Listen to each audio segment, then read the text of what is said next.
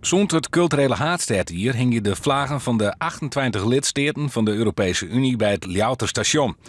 Vanwege de Brexit leek het wethouder Sjoerd Feitsma een aardig idee om de Engelse vlaggen te vervangen door de Schotse. Het leverde Feitsma en Ljouwert een soort reacties en fans op in Schotland. Tienduizenden reacties zelfs op social media kwamen. Met teksten als We love Friesland, We love Leeuwarden.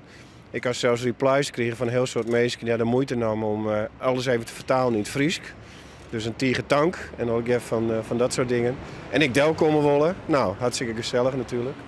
Feitsma wie kwaadlien nog in Schotland. Hij weet dat de meeste Schotten tegen de Brexit binnen en die emotioneel belibje. And the tragedy for Scotland is that on Friday Scotland will be dragged out of the EU against the democratic wishes of our people.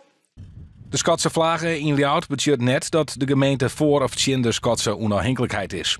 Feitsma vindt het benammen van groot belang dat alle relaties met Schotland op het gebied van cultuur, handel en onderwijs zo volle mogelijk teruggaan. Het is gewoon bedoeld als een soort hart onder de riem naar mensen die het nou echt even moeilijk gaan.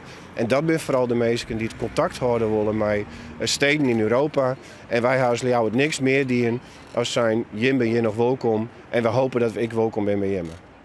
De Saltire, zat de Schotse vlaggen hiet, is in alle gevallen een bijzonder effectieve Ljouwert-promotie in Schotland.